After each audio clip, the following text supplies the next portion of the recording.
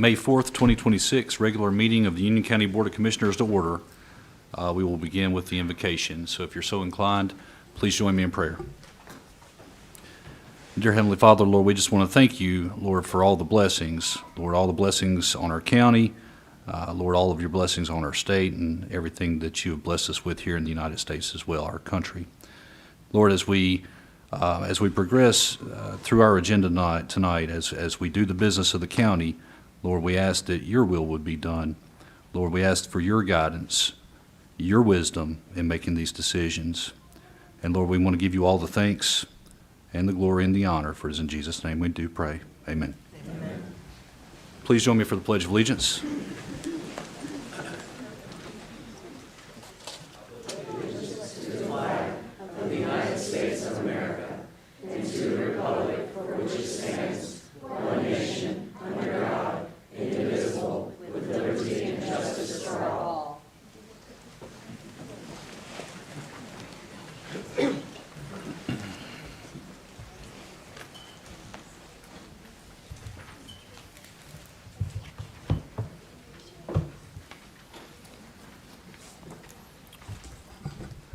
The next item on our agenda is consideration of appointment to fill the vacancy in the membership of the Union County Board of Commissioners. Before board discussion on this item, I would like to recognize Mark Pittman, Chair of the Union County Republican Party, for comments on the Executive Committee's nominee recommendation process. Welcome, Mark. Good evening, and thank you for the opportunity to be here with you all tonight. Before I give our nomination to you all, I'd like to kind of walk through the approach that we took to make sure it's clear. On April 2nd, 2026, the Union County Republican Party was notified of a vacancy on the Board of Commissioners by the clerk to the board. Per North Carolina General Statute 153A-27, vacancies on the Board of County Commissioners, the Board of County Commissioners shall consult with the County Executive Committee of the appropriate political party. Being duly notified on April 3rd, 2026, the Union County Republican Party provided notification to its role of the vacancy, called for a special meeting, and indicated within that notification that applicants who are interested in this position must be registered Republican as of January 3rd, 2026. They must send their bio, a photo, and resume to the chairman at uniongop.com and call or text the chairman to confirm receipt by April 12th, 2026 by 11:59 p.m. 6 well-qualified candidates submitted packages meeting that criteria. On April 16th at 7 p.m., the special meeting was convened at Sun Valley High School. As special meeting chairman, I introduced our meeting officers and received the credentials report. Our credentials committee confirmed that we had a quorum of 42 eligible executive committee members that were present. Special meeting rules are required to conduct the meeting, which were recommended by our rules committee and approved by the executive committee. The candidates were then introduced individually, followed by a random draw, establishing the order for presenting themselves to the executive committee. Each candidate was afforded 5 minutes to speak. Upon completion, we proceeded into a 30-minute question and answer session where each candidate was able to provide a response to the questions of the executive committee members present. Our teller committee then provided ballots to the executive committee, and we proceeded into the voting process. Before casting ballots, I explained specifically to all that were present that we were holding 2 votes. One, for the short-term appointment recommendation to the Board of County Commissioners, serving until December 7th, 2026. A candidate to be placed on the ballot for the November general election, serving from December 7th, 2026 to December 4th, 2028. As specified by the special meeting rules, the vote is to be conducted by a secret ballot and a clear majority reached. For the first vote on the appointment recommendation to the Board of County Commissioners, Errol Wedra received a majority vote. Therefore, the Union County Republican Party recommends Errol Wedra to the Union County Board of County Commissioners to fill the vacancy. For the second vote, placing a candidate on the ballot for the general election, Errol Wedra received a majority vote. Therefore, Errol Wedra is the Union County Republican Party nominee to be placed on the ballot for the November 2026 general election. All actions taken by the Union County Republican Party were consistent with our plan of organization and General Statute 153A-27 and 163-106.1. Additionally, in preparation for the special meeting, I consulted with the NCGOP Chief Counsel, who confirmed our approach was fully in alignment with the statute and the party plan of organization. Thank you for the opportunity to share our approach and provide our party's recommendation. Thank you, Mr. Pittman. Appreciate that, and thank you for being here. Absolutely. Next, I'd like to recognize County Attorney Jason Kay for additional comments regarding the applicable legal issues involved with the appointment of a new commissioner. Mr. Kay. I'll be brief because I think it was largely covered by Mr. Pittman, but this county board's obligation when there is a vacancy created on its membership is to appoint a new member. You have 60 days to make that appointment from the time of resignation or when the vacancy occurs.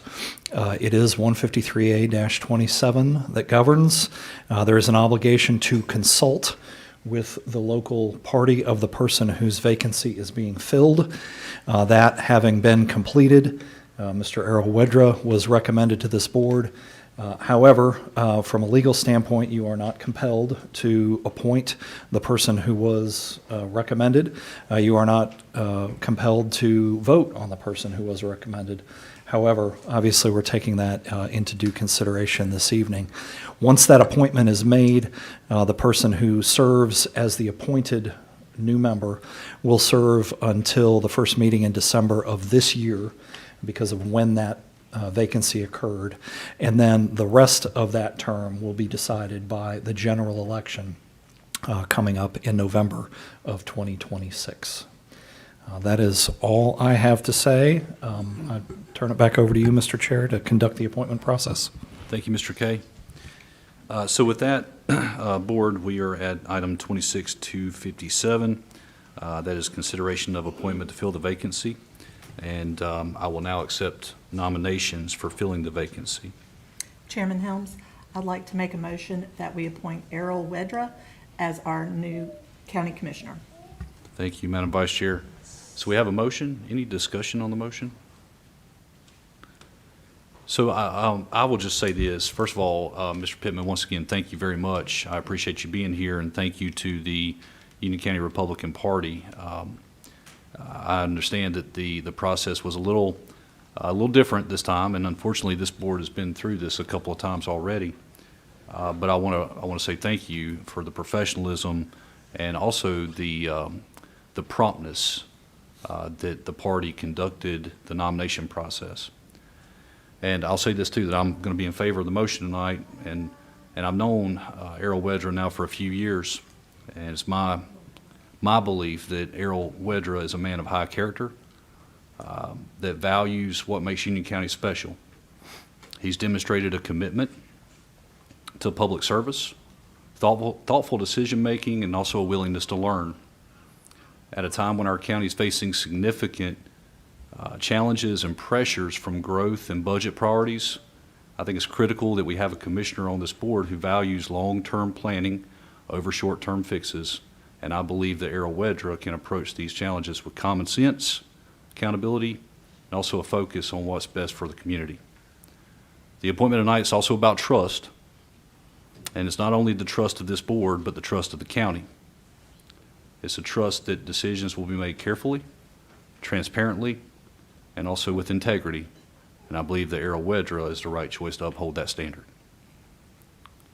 So if there's no discussion, I'll call for the vote. All those in favor of the motion, say aye. Aye. No opposed.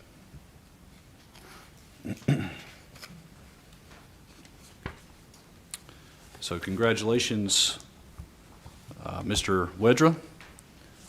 Welcome to our board. And because this appointment is effective immediately, we will ask that you now come forward and take your oath of office and join us here on the dais as a member of the Union County Board of Commissioners.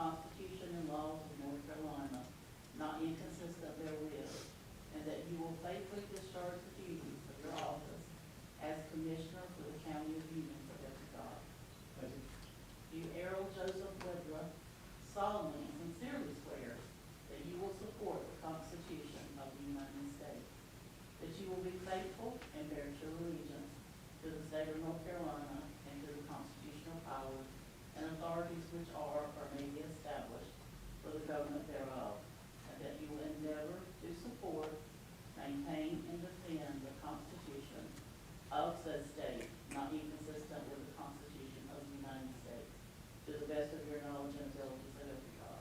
I do. You, Errol Joseph Wedra, swear that you will well and truly execute the duties of the office of Commissioner for the County of Union, according to the best of your skill and ability, according to the laws of God.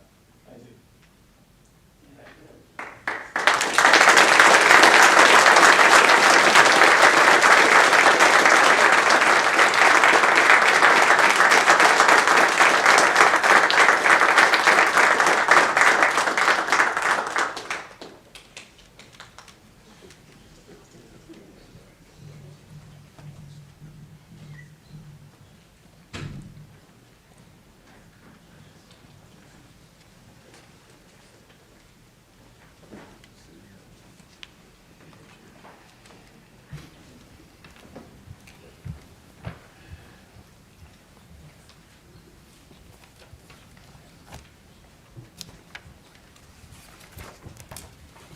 Congratulations, Commissioner Wedra. All right, so the next item on our agenda is informal comments. And let's see, I'll now recognize the speaker sign up for informal comments. Each speaker must address the board from the lectern and begin their remarks by giving their name, stating whether they are residents of Union County, and indicating the municipality within which they reside, if any. Each speaker will have 3 minutes to make remarks. A tone may sound at the conclusion of your remarks. A speaker may not yield any of his or her time to another speaker. Speakers may not discuss matters which are the subject of public hearings, and they must be courteous in their language and presentation. Restatements or repetitive comments by the same speaker, whether the same or separate meetings, may be ruled out of order and terminated by the chair. Personal attacks will not be tolerated. Speakers may leave written comments and/or supporting documents, if any, with the clerk to the board. The first speaker tonight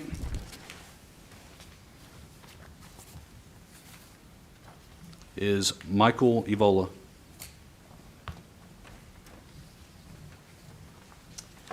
Hi, good evening, Commissioners. First, just let me say congratulations, Mr. Wedra. My name is Michael Evola, and I'm a 20-year resident of Union County living in the town of Indian Trail. I would appreciate your consideration later this evening for appointment to the Consolidated Human Services Board. Through my professional experience, I've worked directly with individuals and families navigating difficult situations. That work has given me a clear understanding and of the importance of operating efficient systems and ensuring resources are used where they have the greatest impact.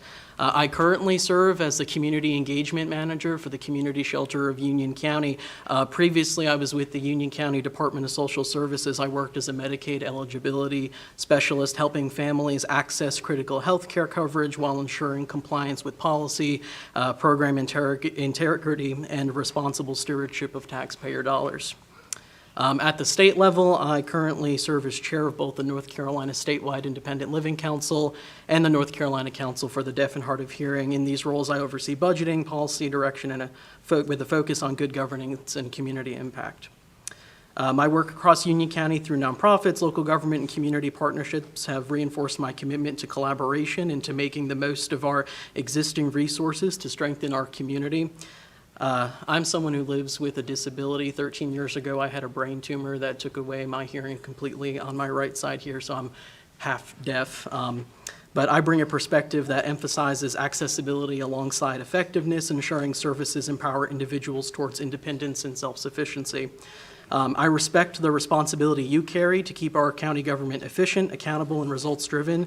Given my experience, I can contribute to delivering positive outcomes for Union County citizens, and I would welcome the opportunity to serve Union County in this capacity, so I would greatly appreciate your consideration tonight. Thank you.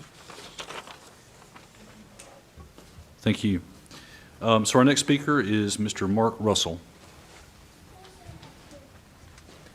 Good evening, Commissioners. My name is Mark Russell, resident of Union County, and I live in the town of Weddington. And I'm here tonight with an update on the Flock License Plate Reader Program and its compliance with state law. I spoke to you about this on March 16th. First, the response from this county has been genuinely humbling. Vice Chair Helms followed up with me personally. County Manager Matthews committed to working with the sheriff on compliance, and the Chief Deputy from the Sheriff's Office called me to hear my concerns firsthand. The Sheriff's Office also adopted a written policy on license plate readers, Policy 334, approved March 17th, one day after I stood here, and I'm grateful for that step. But I have reviewed that policy alongside the Flock contract and state law, and I want to be straightforward with you. The policy lists the 9 areas the General Assembly requires, but rather than laying out how Union County governs this surveillance system, it states that all items are addressed in the Flock vendor contract and are incorporated by reference. So that means the Sheriff's Office has outsourced its compliance with state law to an $8.4 billion tech company headquartered in Atlanta, Georgia. The General Assembly did not write Article 3D so that a vendor could satisfy it with standard terms and conditions. Now, I've read that contract, and it contains no training requirements for our deputies, no oversight structure, no annual audit, no data sharing rules, among other things. Now, I have sympathy for the position the Sheriff's Office is in. They adopted this technology to fight crime. But if something goes wrong, whether a data breach or an unauthorized search, there is no written framework showing the Sheriff's Office was operating within the law. That is a liability for the Sheriff's Office and a liability for the county. The Chief Deputy told me the Sheriff sets his own policies as long as they comply with state law, and that is exactly the standard I'm asking to be applied here. This board approved $288,000 for this program in December.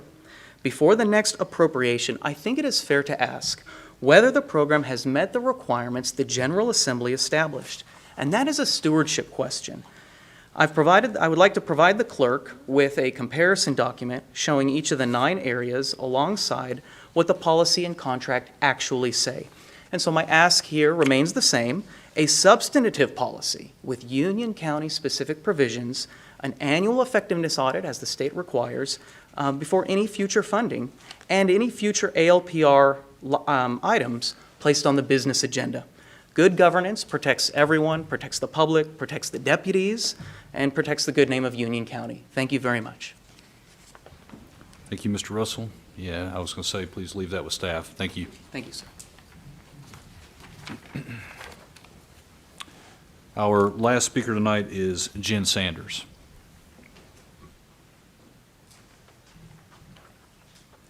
Good evening, Board. Congratulations to new council. And in that regard, I just like to remind everyone, and you in particular, that that now that you sit in that chair, that you are not a party member, but a community member, and that we will advocate for all of Union County, not just a particular party. And that I heard that you had high character, you were willing to learn, trust, future growth, all these things that Commissioner Helms talked about, which is wonderful, and we look forward to working with you across the board for everything. We have not always had a lot of transparency and work within the community or with this board, so I look forward to having open dialogue. I want to talk about the homestead exemption. That currently it's around $34,000 a year, and that is really about our senior citizens and how, you know, you don't have to pay taxes if you make a certain amount of money or below a certain amount of money.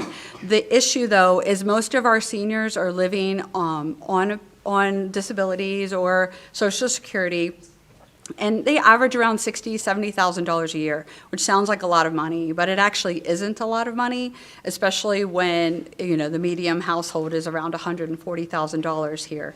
So I'm just wondering how we are going to work within our senior citizens and within our communities that make a little less than what they should be doing to survive in Union County. And then my final thing is I want to know what this board is going to do about holding the state accountable for not passing a budget. We are getting ready to have a sit-down with UCPS with the budget for the schools. And as we know, last year it got a little chaotic. We hope that you guys have a great ability to communicate without egos in that room, because our teachers and our students are the ones that are going to struggle the most. And so I'm just going to ask that you guys, again, publicly hold the state accountable, ask them to please pass the state budget. Please advocate for our teachers here in Union County. Understand that UCPS is one of our largest employers, and it's really important that we actually give them the support from our elected officials. So, thank you. Okay, so that concludes our speaker list. Is there anyone from the audience that would like to say any kind of comments? Okay. Seeing none, then we'll move on to our next item. Next item of business is staff recognition. And our first item is 26-173, and that is recognition of our 2026 Miss Union County pageant winners. And I will now recognize Terry Connell Davis, Miss Union County Pageant Director, to introduce our 2026 winners. Welcome. Thank you. Thank you. You want them to come on to him like they usually do?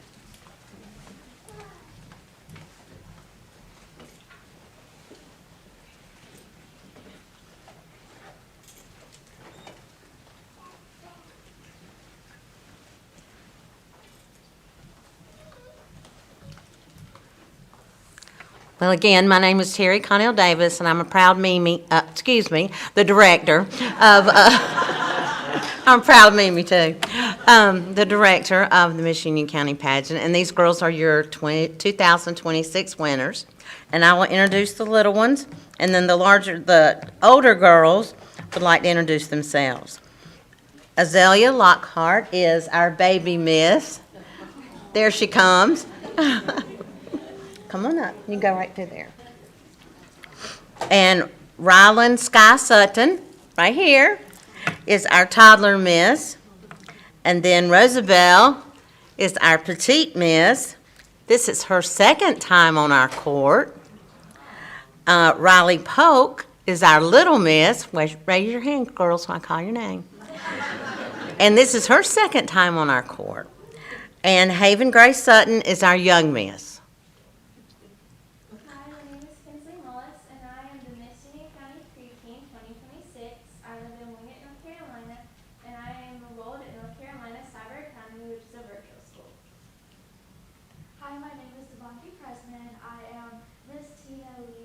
Of Union County. I am a 16-year-old that goes to Ardrey High School. I'm going to be moving to Union County, so I'd love to get involved with the community. And yeah, nice meeting you guys. Good evening, ladies and gentlemen. I am Cameron Tuttle, your 2026 Miss Union County. I'm currently a senior at UNC Chapel Hill, and I'll be graduating on Saturday with a bachelor's in human development and family science. Thank you. Thank you so much for having us, and if y'all need us anywhere in the county, just let us know.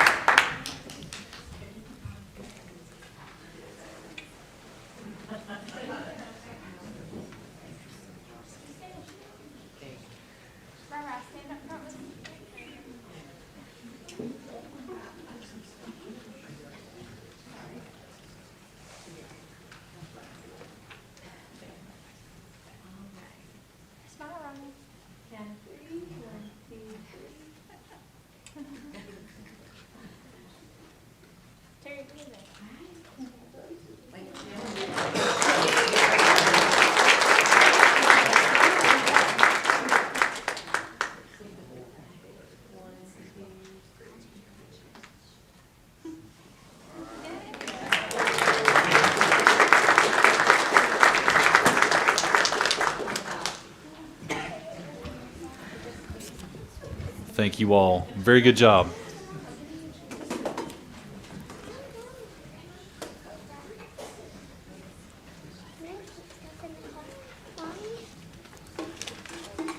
Our next item on the agenda is item 26-248, and that is recognize Lifesaver Award recipients. I'll now recognize our Deputy County Manager, Patrick Nyland, for brief comments concerning this item. Thank you, Mr. Chairman. Always brief with me. I'm here to recognize two of our employees tonight, two of our public health nurses. On January 25th, 2026, while staffing the county's emergency shelter during Winter Storm Fern, nurses Megan Troll and Jennifer Gribben demonstrated exceptional clinical skills, professionalism, and composure when a shelter client experienced life-threatening medical crisis. While conducting a routine intake assessment, the nurses quickly identified that the client's condition was rapidly declining. The individual became unresponsive and had shallow, irregular breathing. Without hesitation, Megan and Jennifer transitioned from assessment to life-saving care. They safely assisted the individual to the floor, ensured the airway was open, and immediately began resuscitative measures. Their rapid recognition of the situation, paired with the decisive action and seamless teamwork, ensured that critical care was delivered without delay. We get to do these fairly often, and it always amazes me how many opportunities our employees have to be put in a situation like this, and without fail, they always step up to it. We couldn't be more proud of them. So if you'll help me recognize these two public health nurses tonight.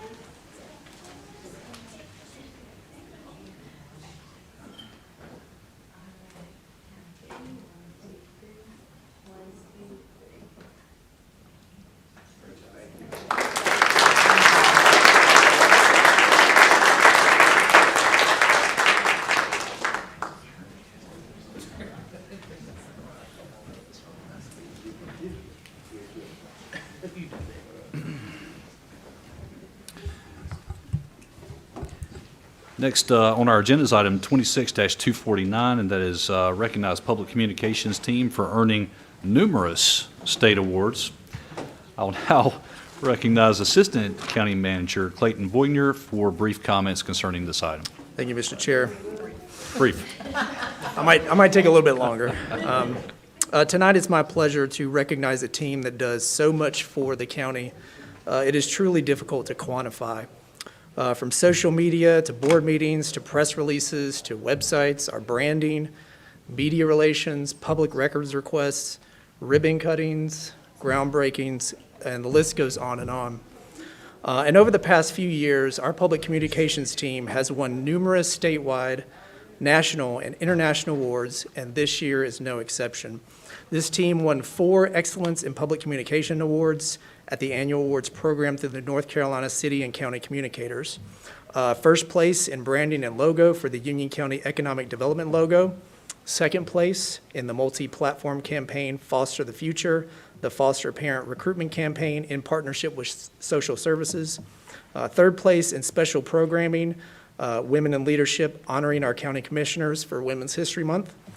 And third place in crisis communications, the coordinator response following the Unionville tornado in March 2025. And in addition to these awards, there is one more award that is very special for us. Our own Liz Cooper was named the North Carolina Communicator of the Year. Every single day, Liz shows up with incredible energy, work ethic, positivity to make sure that every single message, press release, and story is delivered the right way with the right information at the right time to the right people.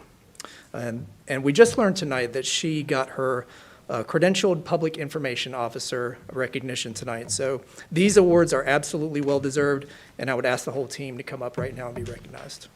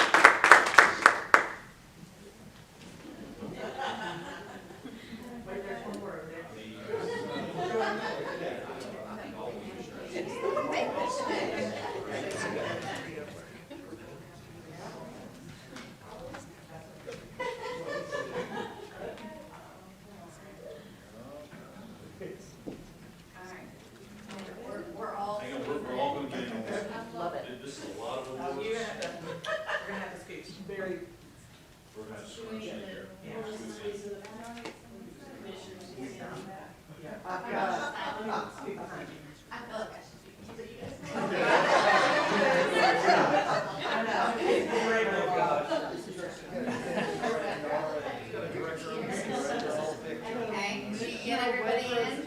This is why she wins the. That's right.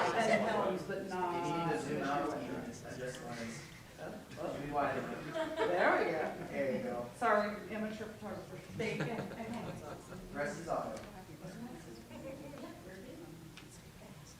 Okay, ready? 1, 2, 3.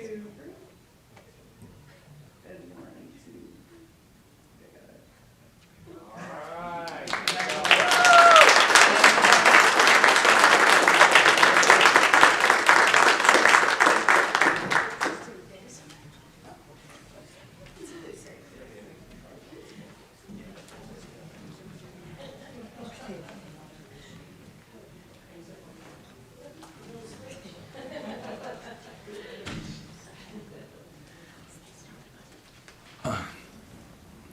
Yeah, I'll just make a brief comment on that, as I was reading over the agenda and looking over all the awards, it's very impressive, what our communications team has been able to accomplish. And, obviously, the individual award there for our very own Liz Cooper. I think that, we all acknowledge the great job that you do, and we are very lucky as an organization to have you. So congratulations. Thank you for what you do. It is now time for consideration to any changes to the agenda. Are there any motions regarding the requested revisions or amendments to either the consent or the business agenda? Chairman Helms, I'd like to amend the agenda. If we could, please remove item 26-255, compensation adjustment for the Register of Deeds, and this was per the Register of Deeds request. Okay. Are there any additional changes to the consent agenda? All right. All those in favor of the motion to remove item 26-255, say aye. Aye. Okay. Do we have a motion to approve the consent agenda as amended? So moved. Okay, so we have a motion. All those in favor, say aye.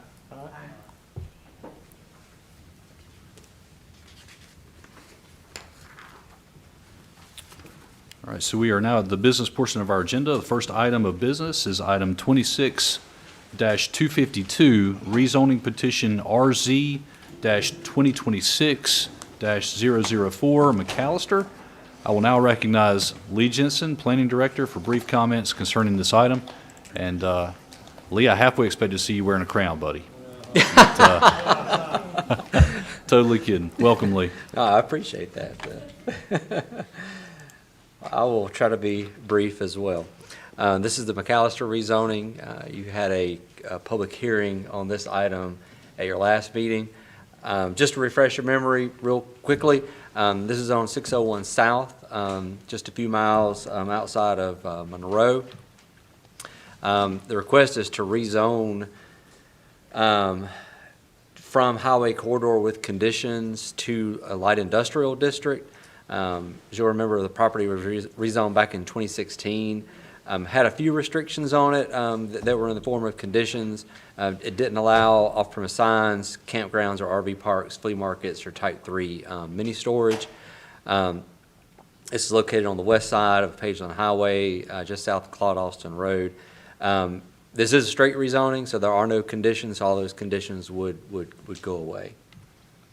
Again, the zoning on the property currently is highway corridor conditional. That's the property you see right there where my mouse is kind of circling around. I mean, just to the north, you do see a couple of light industrial pieces. There's a light industrial piece that's been there for a while, and another one just to the north of that came to you probably last year, I believe. They reconfigured some property lines and consolidated some zoning and wanted to have a conditional district for light industrial. So it does fit in with some of the existing zoning in the area.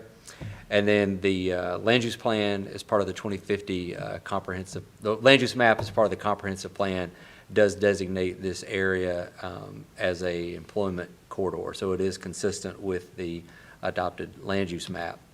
I'm not going to read over all this, but both staff recommendation and land use board recommendation was to approve the rezoning. Land Use Board was unanimous, and I'll be happy to answer any questions. Any questions for Lee? Lee, I just want to verify something. So this property was previously highway corridor to accommodate the retail portion on that property, correct? Yes, sir. It was, before 2016, and I should have probably stated that, before 2016, it was actually light industrial. Yeah. It was rezoned to highway corridor conditional back in 2016 to accommodate a retail component that the applicant no longer wishes to do. So they're asking simply to rezone it back to what it was prior to 2016. And prior to 2016, it had been rezoned, I don't know how long, but it was a very long time that it had been zoned light industrial prior to that. So essentially, this request is basically putting it back to the previous zoning Yes. due to the fact that they don't anticipate retail. Correct. Okay. Thank you.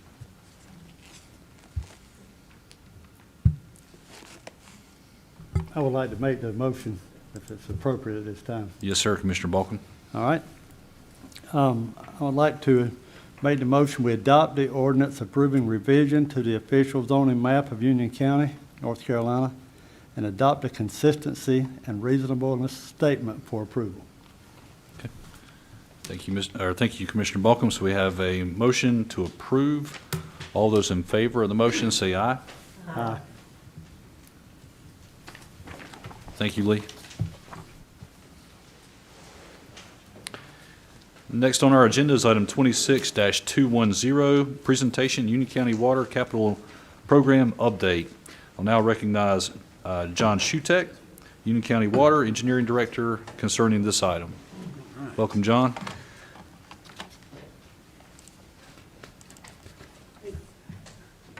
Chairman Helms, Commissioners, welcome Commissioner Wedra. Manager Matthews and members of the management team, thank you for your time this evening. Tonight, I'm going to be talking about Union County Water's Capital Improvement Program. So just to get you started, I'll give you a brief overview of the entire capital program, and then I'm going to talk about some specific projects as they relate to water or wastewater, some of our renewal and replacement projects, as well as a couple of facilities projects that we have going on. And I'll wrap up tonight's presentation with a discussion on our Crooked Creek water reclamation facility. So jumping right into things, our 15-year capital improvement program, as you can see, is fairly robust. We have a total of 65 projects with an estimated cost of $845 million. When you look at the amounts over there on the right side of the chart, you can see about half that investment is in our water infrastructure, with about a quarter of the total expenditures both on wastewater and investing in our current system through renewal and replacement. We have a very small amount invested in facilities, which is exactly what you would expect. We are a utility. We deal in water and wastewater and taking care of those systems. So we don't build buildings too often. And you'll also note the status of the projects there. Roughly 40% of those are in the planning queue. We generally have three buckets: planning, design, and construction. About 40% of those are in the planning queue, with about 30% each in design and construction. And that's typically how the process rolls. We have projects that are stacked up in that queue for planning, and then they roll through the design and construction phases. So starting off, just talking some details about individual projects. I'm going to start on the water side. If you all have any questions, please stop me at any time. I'm happy to discuss further and respond as I can. If I don't have the information, I'll be happy to get it to you later. So starting off, we have an improvement project to increase the capacity at our Catawba River Water Treatment Plant. This is going to bring the capacity from 40 to 56 million gallons a day. As a reminder, we are partners with Lancaster Water and Sewer District in this endeavor, so we share in those costs. And what you're seeing here is Union County's share of the cost, which is about $115 million. So this is a substantial investment in that facility, with the total program cost being about $230 million. Right now, we're in the planning phase. And we're going to be moving into design and then rolling right into construction, and we expect to be complete in fiscal year 30 with that expansion. And- So, And John, I Yes, sir. think it's probably worth mentioning too that, as far as the Catawba is concerned, Lancaster is they're dealing with some very similar challenges as what Union County is right now with growth and demand on their water systems. So, yes, that is correct. We expand the facilities to respond not only to current day demands, but to ensure that we can meet future demands. Yeah. So as we do that at our treatment plants, likewise, we have to make sure that we can convey that water from the treatment plants and get it out into our distribution system for our customers' use. So we do that through the capital plan by focusing on transmission mains. So these are larger diameter pipelines. One of the projects we have in the design stage right now is in our 821 pressure zone. And this is a good example of partnership because we're working with NCDOT to incorporate the improvements into their project. We fund them entirely, but we do take advantage of those synergies working with NCDOT, particularly with right-of-way acquisition easements, as well as kind of the common overlap of construction activities. So we're not following immediately behind or going in immediately ahead of a roadway project. This particular project will install roughly 4 miles of 36-inch diameter water line and about another 1.5 miles of 16-inch water line. And this is in addition to the lines that will be relocated as part of the project, which are 12 and 24-inch diameter. So these are not small facilities that we're talking about. Partnering with DOT, we are tied to their project schedule, which is currently scheduled for completion in fiscal 32. And our estimate of cost at this point is about $15.9 million. So again, a pretty substantial investment in the water system. Similarly, in some of our other service zones, the 853 pressure zone, we have phase 3 of a series of transmission main projects. This one is installing roughly 3 miles of 16-inch water line along Waxhaw Indian Trail Road in between Potter and Old Monroe Road. And this project really addresses our ability to move that bulk water from our Watkins Road Booster Pump Station up into the area where we have elevated storage along the Stallings Road corridor.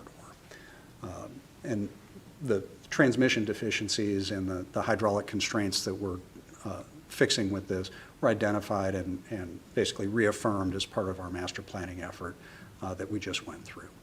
Total investment of about $10.9 million, and we plan on finishing up here in the next couple of years in fiscal year 28.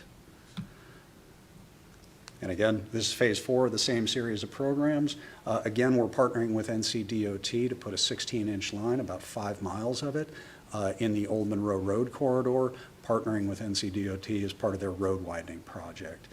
And again, this is a project that is going to address hydraulic and transmission deficiencies that we've previously identified and then reaffirmed as part of the 2025 Water and Wastewater Master Plan.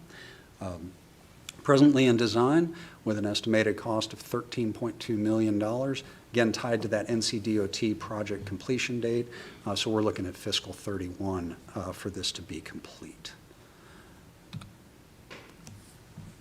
And last but not least, on the transmission main side, this is a project we have in active construction, actually planning on bringing the entire thing into service here by the end of this month. It's a 24-inch transmission main that goes from our Yadkin River Water Treatment Plant down the kind of the Lawyers Road corridor to Highway 74 in Wingate. This is almost 8 miles of piping between the plant and the town of Wingate, and also includes pumping improvements and related electrical and controls infrastructure at the water treatment plant. So this provides the primary backbone to feed that service area from the water treatment plant.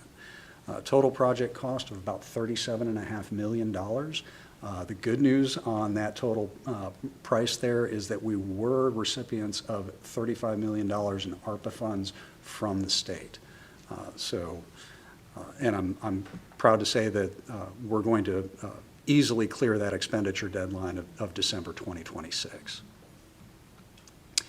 Last but not least, Not only do we improve our plants and make sure that we can move that water around the system, but we also have to store it in the system. So we have elevated storage facilities throughout our distribution system. And this helps us deal with peak day demands, fire flow needs, emergencies, things of that nature. So we do have a project underway to construct an additional elevated storage tank to address system storage deficiencies that were identified in the 2025 master plan. The tank site is off of Old Monroe Road, just south of Brandon Oaks Parkway. You can see it marked in the graphic there with the big T. And we're also making some improvements to our Watkins Road booster pump station. We have some control deficiencies there, so we're going to be installing some variable frequency drives, help us control those motor speeds, be more efficient with our electrical use, as well as replacing some aging infrastructure and putting in some new control valving. Total project cost of about $17.2 million and estimating to be complete in fiscal '29. Now, I don't have slides for this, but we are working on a couple of other elevated storage facilities. And they're on the same kind of track and timeline, both in our 935 zone, which is essentially Stallings. It's the tank right behind Stallings Town Hall. That tank is right now at 500,000 gallons of capacity. The master plan identified the need for 1 million gallons.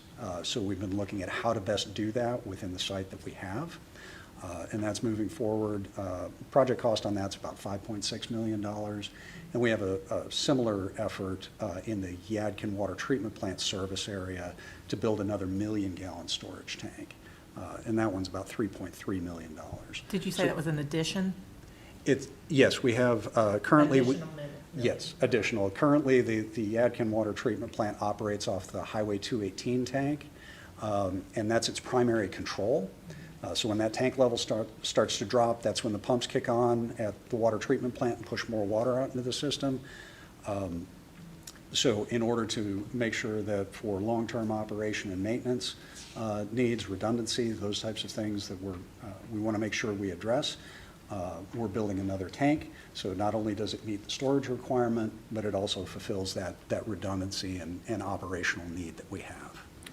And John, let me ask a question here. And County Manager Matthews, you may want to chime in on this too.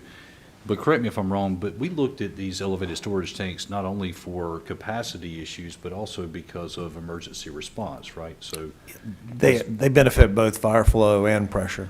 Yeah, because I think when we looked at this a couple of years ago, the projections that we had didn't look too good, especially in that regards. And so that's one of the reasons why the county invested so heavily in these storage tank projects. You're 100% correct. Yes, sir. Thank you. All right.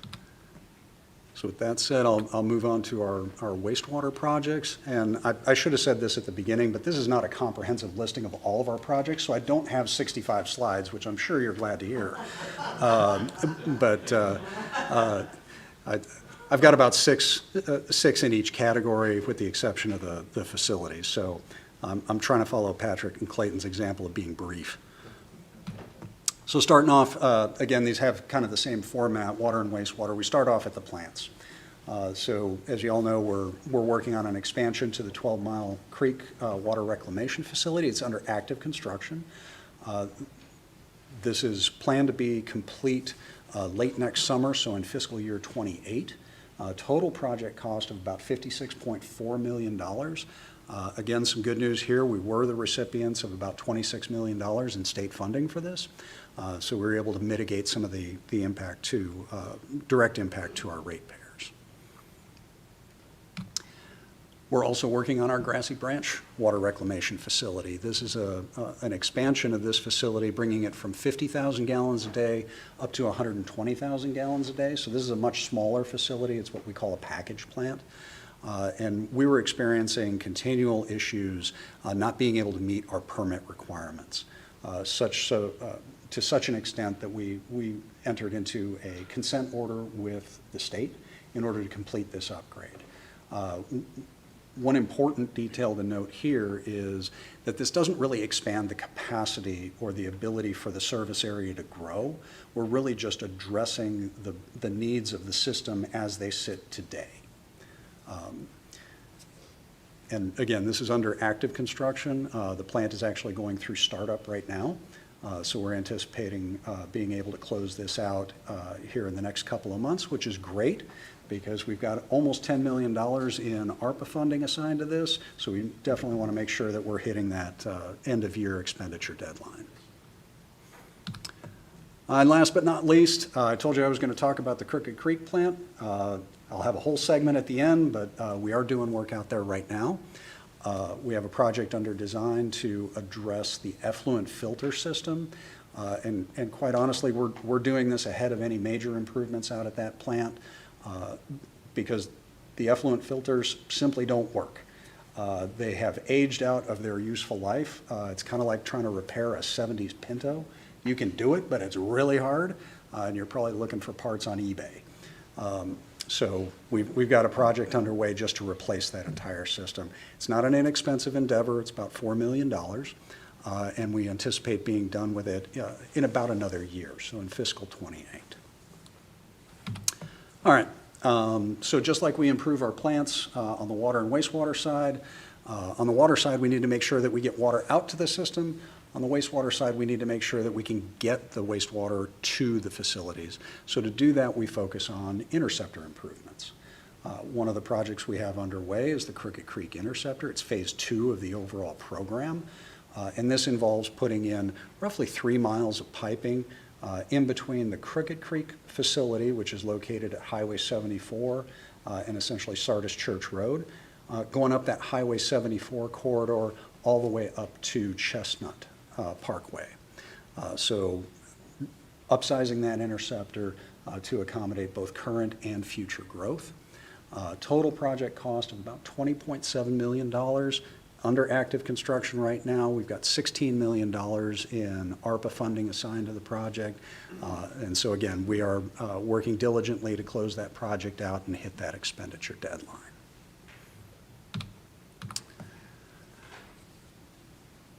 We also have an interceptor project that we have in the design phase right now, and this is the main corridor that feeds our 12-Mile Creek water reclamation facility. So just like we're expanding it, we're making sure that we can get that flow from the sources and the system to the plant. This is a much bigger project than the Crooked Creek Interceptor, about double the pipe length. So it's about 30,000 feet of 30-inch diameter pipe, so it really is the backbone of that collection system. And it's generally between Newtown Road and Providence Road. So feeds right into the 12-mile plant. Total project cost of about $46.5 million. So again, not an inexpensive endeavor. We're looking at being finished with that presently in the design stage, looking at finishing construction in fiscal '31. Now, we don't just look at interceptors. We also have pumping facilities and pressurized systems in our wastewater collection system, so we have to address those needs as well. The Forest Park Pump Station is one of those projects. So we're essentially rehabbing this project, or rehabbing the existing facility and making sure that the force main is appropriately sized to convey the design flow, as well as addressing some constraints in the gravity collection system that feed that facility. So again, we want to make sure we get the flow to the facility and that we can convey it from it. Total project cost of about $5.5 million. Presently, we're in design and looking to be complete in fiscal '30. All right. Any questions on the wastewater side? I knew I blew right through that. All right. R&R projects, renewal and replacement. We have a lot of infrastructure out there, so one of the big focuses of the utility is on maintaining and operating what we have. And we do that in a variety of ways. We have standing programs that address certain facilities. One of those are kind of smaller pump stations. I talked about Forest Park. That's a bit of a larger facility. It serves a large area, essentially in that 74 corridor, including things like the Atrium Health Facility and the northern portion of that 74 corridor. These pump stations that we deal with on the rehab side generally serve much smaller areas. But what we do is we go through and we assess the condition, look at the things that are kind of the smoking guns. What's the worst of the worst? What do we need to address? And then we prioritize those improvements, package them up into one big project so we get some efficiencies of scale, and put it out to bid. With this particular rehab project, we're touching 7 different facilities, and these are all over the county. We have a couple in the old Sycamore neighborhood. We have 4 in the Indian Trail area, which are Green Meadows, and the 3 Suburban Estates pump stations there. And then we have 1 in Waxhaw, which is the Magnolia Ridge pump station. We're essentially repairing and replacing mechanical and electrical equipment with these improvements. About $3.7 million completing here in the coming fiscal year, so it'll take us about a year to construct all of this. So, John, this is not a complete replacement of these 7 pump stations, correct? No, sir, it is not. This is just a rehab Yes. of certain components. Yes, so if, one station might need new pumps, one station might need some electrical equipment. It just varies site to site, but that's why I say we do an assessment, kind of identify the worst of the worst, bring those up as the top priorities, and then package them together. So again, we're getting that efficiency of scale with the contractor. Yeah, so the reason why I ask is because, I mean, obviously pump stations can get pretty expensive. They can. So what would you say the average cost of replacement would be for just I know it's probably kind of difficult for you to put a number on it, but any guess if we had to replace one of these pump stations? Completely replace it? Understand the question. I understand why you're asking it, but I'm not going to hazard a guess because quite honestly, the range is wide. It depends on the facility, what you're working with. So there's a lot of factors to that. Yeah. But generally speaking, you are not incorrect in saying these are not inexpensive facilities. So if you have to replace them, yes. If you're doing a complete replacement, it's a big deal. Yeah, if you've got a regional station, it's going to cost a lot more than if it's just a station that, a pump station that handles like a neighborhood or 2.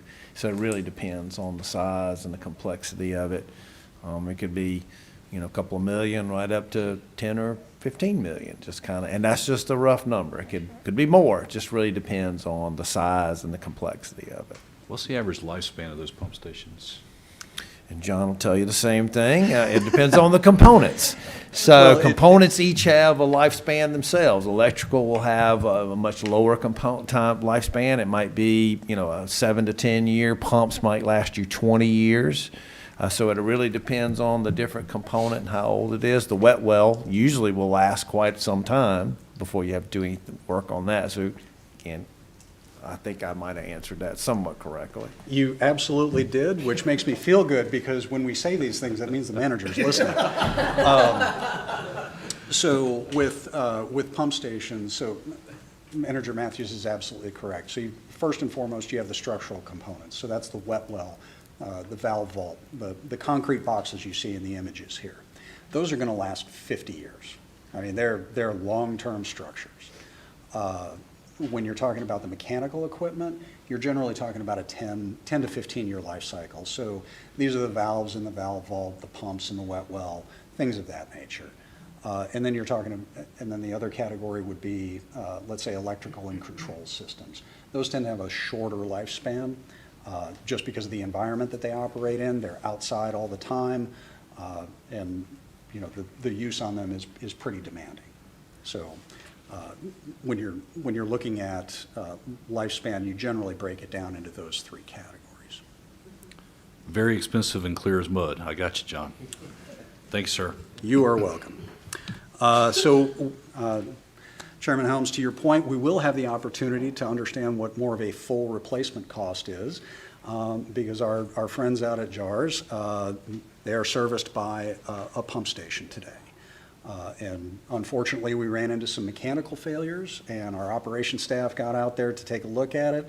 And when they did, they realized that, hey, maybe this is something that the engineers should look at because we're pretty sure a pump replacement isn't going to do it.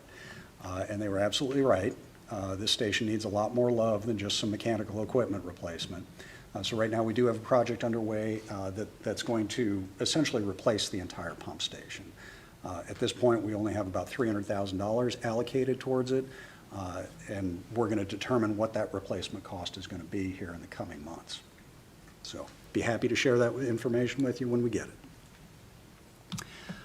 So we don't just deal with pumping systems, we also have a vast collection system network out there. Unfortunately, not all of it operates exactly the way we would like it to. And one of the legacy systems that we deal with is what we refer to as our STEG system. And that stands for Septic, Tank, and Effluent Gravity Systems. And what this is it's basically a hybrid approach. You have a septic tank that deals with solid waste, and then you have small diameter, which is 4-inch piping that conveys the liquid waste stream. Now, these systems work just fine, but they're not terribly long-lived. And they certainly don't meet current collection system standards. So we're working on replacing these systems, not just in Waxhaw, but throughout the county. Specifically in Waxhaw, we have a project underway to address this system there. And as you can see on the graphic, this system exists both north and south of Main Street. Presently, we've got the north side under construction. That's about a $5.4 million effort. We'll be undertaking the south side as a separate project, which will have its own construction funding, which we haven't determined what that's going to be. We haven't gotten bids back yet. But we do have about $1.5 million in DEQ funding to help us offset this cost. So as I said, this septic tank effluent gravity system doesn't just exist in Waxhaw, it's much more prevalent in the Indian Trail and Stallings neighborhoods. As you can see on the graphic, those neighborhoods highlighted in blue is where this exists. The last slide had about 11,000 feet of that 4-inch piping. This area's got about 6 times that, so much more expansive. And to date, well, we're taking a programmatic approach to it. Number one, we're not trying to replace everything all at once. We're going neighborhood by neighborhood, so it's a multi-year effort to deal with this. Have about $9.3 million allocated towards this effort, and we anticipate having all the replacements done by fiscal year 2030. We've already completed work in 3 neighborhoods, and we're continuing to roll on through them. So we don't just deal with water and wastewater infrastructure on the R&R side. Some of our projects are more technologically related, which is what our AMI program is. And this was a switch that the county made from automated meter reading to automated metering infrastructure. So automated meter reading is somebody driving by in a truck and they're getting reads from a radio transmitter that was located in the water meter box. In this case, what we're doing is we're collecting all of that information kind of on a regional basis. It's automated, so it goes to a central location, and then that data is transmitted to Union County. So it's a very different way of monitoring our water system, and it has a lot of benefits for the utility. So we've spent a number of years going through kind of the planning and assessment, business case analysis, going through the project planning, and then getting to implementation. But some of the benefits that we see from a project like this are the fact that we're able to, our customers are able to see basically real-time usage. So instead of a single data point when you get your bill from the old way of doing it with an AMR system, now we have multiple data points every single day. So if somebody has a problem at their home on the customer side of the meter, they're able to actually see that. So they can react more quickly, and they're not coming back to us after they get their bill that shows that they had a huge leak and now they've got a $500 water bill or whatever it may be, and we're having to deal with it after the fact. So it's better for the customer and it's better for the utility because we're aware of these problems up front. And we're dealing with them in more real-time situations rather than as a lag. These are not inexpensive, as you can see. We invested about $18.2 million in this project, and we're wrapping up this year. One of the big accomplishments with this that I'm really proud that we were able to coordinate was as we rolled through implementation, we were able to replace all of the meters at Union County Public Schools over the week of spring break. So we did not impact their operations one iota with this project. So we say 99% complete. We have kind of a handful of our larger meters that need to be replaced, but we're going to be closing this one out here in the next couple of months. So we also have water line infrastructure that we invest in on the R&R side. So again, in the town of Waxhaw, we're doing some water line replacements there, about 11,000 feet of what I would say are undersized cast iron material water lines in the downtown area. And this is one of those projects where we coordinate closely with not only the town, but residents and businesses, because as you all know, downtown Waxhaw is a fairly congested, highly traveled area. So we want to make sure that we're executing the work in a way where we minimize that disruption. And at the end of the day, we've delivered a project that everybody's happy with. About a $3.4 million effort, and we'll be wrapping that up later this year. All right. So that's the R&R side. Speed round on that. Questions, comments, concerns? Any questions for John? All right. All right, thank you, John. Facilities projects. All right. Round two. Yeah, just got a couple of these. So first and foremost, we are presently working to expand the operations center. And this is a major expansion. So we're actually constructing about 20,000 square feet of new building, as well as renovating about 2,200 square feet of the existing facility. And this is going to allow all of Union County water staff to be in one location. So presently, we have our operations staff out at the gold mine location, and we have our other functions in the government center. So by getting all of us out there frees up a lot of space in the government center for other uses. We're at about the 60% design stage with the construction manager. Presently awaiting an updated cost estimate, but we're holding right now at about $14.5 million and looking to be complete by fiscal '28. I kind of joke about this because we had to lease some space, and that lease is up in February of 2028, so the building's going to be done before then. And last but not least, we are doing some building work out at our Crooked Creek facility. This is a much-needed, relatively small building addition that we're putting up out there. This really addresses administrative space needs, so we have offices, some flex space, as well as adding some much-needed storage space at this facility. The Crooked Creek facility really serves as a staging area for our 3 package plants, Tallwood, Grassy Branch, and Old Sycamore. And we simply don't have sufficient storage space to house the equipment and the parts that we need there for those 3 remote facilities. So definitely a much-needed project, about fairly small expenditure, about $1.3 million, and we'll be wrapping that up here in the next year. All right, so next segment of this is on the Crooked Creek Water Reclamation Facility. So John, I'm going to tee this up for John because I am the one that actually asked staff to put together some information for this. So as the board is aware, you had made a decision that we would not move forward with a Site B project that was proposed by previous board, and that is certainly, understandable. What my goal here is to make sure that we are all on the same page. We all understand where we're going and what our options are for the future, and that's what I wanted to outline with this. Crooked Creek is a very small plant, it's 1.9 million gallons.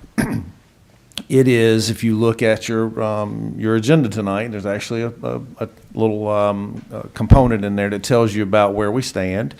We're roughly 88% of the plant with permitted and actual flows, about 60-some% of actual flows. But you have to take into consideration the permitted flows because that's ultimately what will flow through the plant. The issue is going to be that if you saw there was a project called the Crooked Creek Interceptor Project. When that comes online, that is going to make flow much easier to get to that plant. And there are a number of projects that are sort of on hold and waiting to flow to the plant through that. So you will see that 88% number go up significantly in the next I'd say 6 months to a year or so. Again, it's hard to say exactly when that time is going to happen because it really depends on when Crooked Creek Interceptor is finished and when all that flow starts to come through and as new projects are approved. So there will come a time where we will meet, not meet, we will have a number that exceeds what we can really permit in that plant. Someone asked me the question once, well, when do you stop issuing permits? And so really the state statutes are almost kind of, I would say they're behind the times because they only address actual flows. They don't really take into consideration when you have permits that aren't flowing yet. And so at current, what we would likely do is continue to issue permits until we get to approximately 99%. Now, my intentions are to contact the state and say, what are you going to do when our plant starts getting permitted to that level? Are you guys going to stop issuing permits? Are you going to tell us we need to issue permits at a lesser rate? And that's my goal, is to get some clarification from them. But right now it is unclear as to how we handle permitting that plant because right now there are no plans to expand that plant. It is what it is. So I asked staff to look at what other options are there to expand the plant, not because I want to convince the board to expand the plant, only because I want you to understand what is available, what your options are, and what you may or may not want to do for the future. So John, I'm going to turn it over to you, let you sort of go under the technical side of it, and I'll probably interject some stuff here and there. Thank you. Sounds good. All right. So just to kind of frame up what we're talking about, this first graphic here shows you, one, the service area. That's the shaded area on the map. You can see the location of the Crooked Creek facility there as the red block. If you can see where my mouse is circling right there. And again, that's generally located at 74 and Sardis Church Road.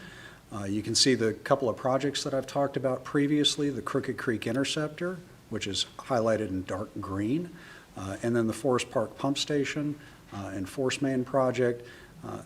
This is the location of the pump station itself, and this is where the Force Main will be coming to, so it actually discharges into that Crooked Creek Interceptor project.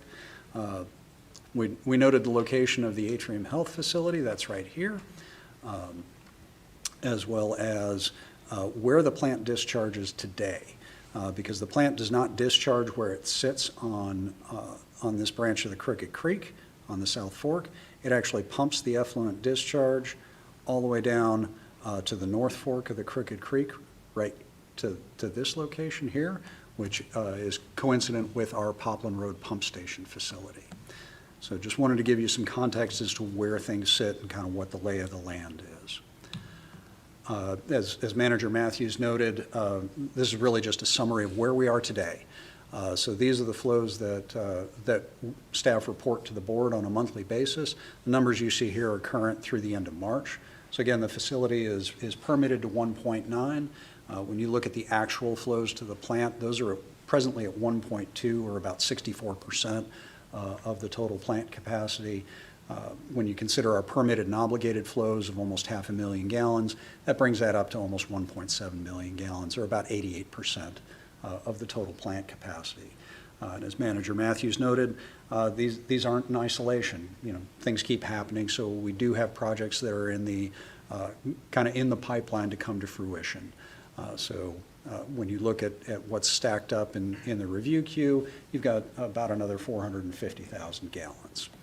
So at some point, we're gonna run into something where we exceed the plant's capacity. A project's going to come through, and there's not going to be available flow. So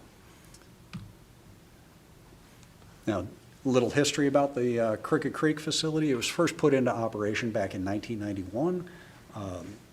We expanded it in 97. It's had various upgrades, rehab projects over the years.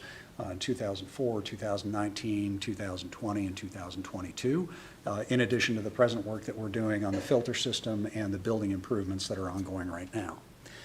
So as Manager Matthews indicated, he had asked staff to take a look at this facility and see, basically to determine a couple of things. One, what do we need to do to this plant to keep it running for the foreseeable future? And for the foreseeable future, that's at least 20 years. And then what options are out there if we chose to expand the plant? So that's really what I'm going to be walking through here in the next few slides. So first off, the existing facility. You can see the layout of it in the graphic there. I'm not going to bore you with a discussion of the wastewater treatment process, but the bullets on the left side of the slide are really what's important. Because first and foremost, we do not have nutrient limits on our permit. And when I say nutrient limits, that means NCDEQ does not have a discharge limit on either nitrogen or phosphorus at that facility at this point in time. Okay? So when we talk about nutrients, those are the two we talk about, nitrogen and phosphorus. Phosphorus is regulated at the 12-mile facility right now. And it's a good thing because our existing treatment process is not built to deal with that, because when the plant was constructed, and even today, those permit limits were not in place. As I noted, we do have the administrative building improvements as well as the filter replacement project underway as those filters reach the end of their useful life. And the solids handling facilities, so as part of the wastewater treatment process, raw wastewater comes in, and at the end of the process, you're left with two products. One is a solids product, which has to be disposed of, and the other is effluent, which is basically clean water that's returned to the environment. So it's discharged to a receiving stream. We currently have a plan or a study underway to determine what to do with that solid material, because the regulations and rules are changing, and we need to have a unified approach across the county system to make sure that we're doing that, one, efficiently and economically, and meeting all regulatory requirements. So whatever the outcomes are from the biosolids master plan, obviously are going to impact this facility and what we do there. So just some key points there. Now, when we looked at continued operations, first and foremost, it addresses all the rehabilitation needs across all the plant processes and systems. And this includes changing the treatment process to address nutrient limits. Because the nutrient limits, while not in place today, we fully expect NCDEQ to come out with those requirements. Okay, so we're going to have to meet the regulatory requirements. The layout that's shown here, you'll see two of the rectangles there on kind of the left side of the graphic that are labeled biological nutrient removal, or BNR tanks. Two of them are solid lines. That is the bare minimum of what you need to keep the plant running at 1.9 MGD. That third one on the bottom is shown in a dashed line. That would be a third tank we would construct for redundancy, but it's not required for the capacity. And I did want to mention at this point that NCDEQ will not permit a plant expansion unless we change the discharge point. And that's because of limitations on the receiving stream. So it's just another regulatory requirement that we have to contend with. So clear as mud? All right. So this is the part that isn't a whole lot of fun. But the continued operations of the plant, just maintaining it, replacing the systems as needed. You can see over in the chart, you've got the item that we're contending with, and then the total cost there on the right side of the column. So that's $78.6 million. That is in today's dollars, so it's 2026 dollars. And these are all in costs, so it includes permitting, all the professional services, and construction costs. This does not provide any additional treatment capacity at the plant. You're still getting the same 1.9 MGD out of the plant. And also, it's important to understand that this doesn't happen in a year. In order to do all of this work, it's going to take many years. It depends on how you package up the projects, the delivery method that you choose. There's a lot of variability there, but it's going to take a long time. So it can be anywhere from 8 to 13 years. Questions on that? All right. So the second path that we could go down with the facility is to expand it. And there's a couple of options here. One, you stay within the existing property, or number two, you get a little more capacity out of it, but you've got to acquire, the trade-off is acquiring adjacent property. So we looked at both of those options. The first one I'll go through is expanding within the existing site. So again, you can see here in the graphic, what's shown in blue is done as part of just keeping the facility in operation. So we'd be touching these systems anyway. And you'll see everything that's in orange is what's required to move the facility to that 2.4 MGD. So the previous slide that I showed you, where it had the two B&R tanks that were solid with the third one for redundancy, now you need all three for treatment. Okay, so there's no redundancy in the footprint here. And really this is the best we can do on the site that we have, because you simply physically cannot construct any more capacity. You don't have the footprint for it. Oops. And again, as I mentioned before, NCDEQ will not allow us to expand the plant unless we change that discharge point. And we also need to look at what that flow rate is through the existing pipeline. So going to 2.4 MGD, what we would have to do is extend the existing force main. We could utilize the portion of it as shown up to this point, right here, if you can see my mouse.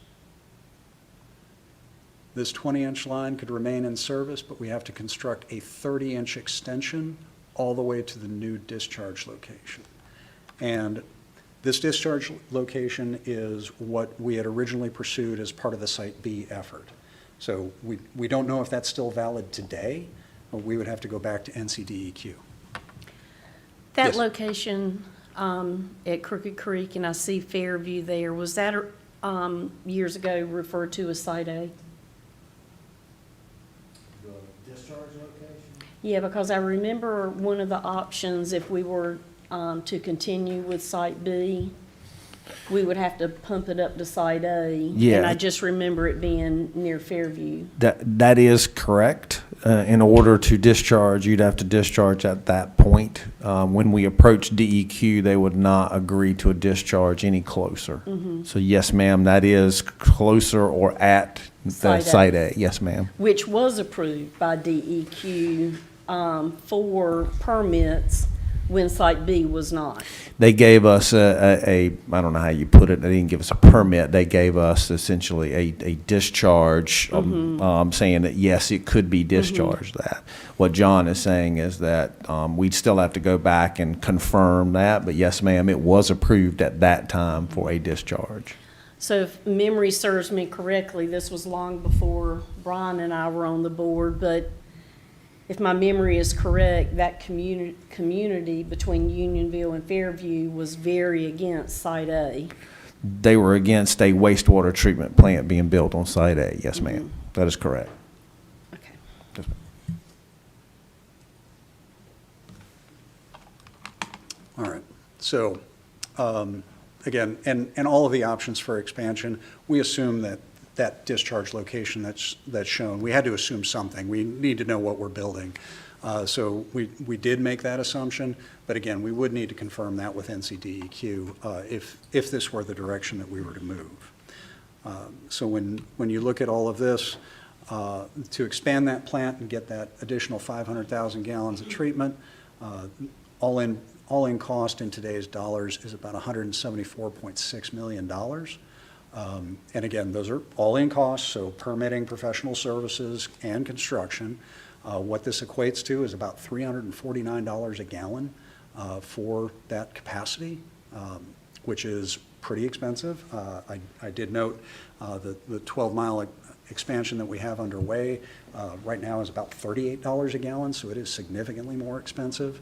And the other thing to keep in mind here is that expanding the Crooked Creek facility was not contemplated as part of the last master planning effort. So if there are improvements to the collection system in order to get more flow to that plant, we don't know what those are. Okay, we haven't studied it, we haven't evaluated it. So those costs, if any, are not included here. Yes. So John, the $349 per gallon, most of that's going to, well, a lot of that, a big chunk of that's going to be the 8 miles that's going to have to be piped so that we can discharge the effluent, correct? Yes, Is that a pretty safe assumption? Yeah, for the treatment facility itself, you're looking at about $113.2 million. You've got another roughly $61.5 million that's going to be tied up in those conveyance improvements. So it's not an inexpensive endeavor.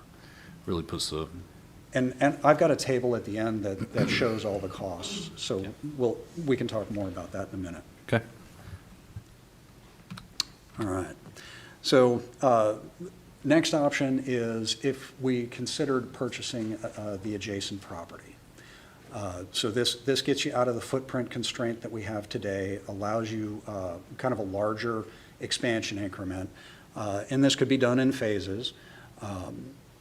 The initial phase with the footprint that's shown here would get you to a total of 3.8 million gallons of treatment capacity, which is double what the plant is today. You know, the downsides to that is we would have to acquire the adjacent property.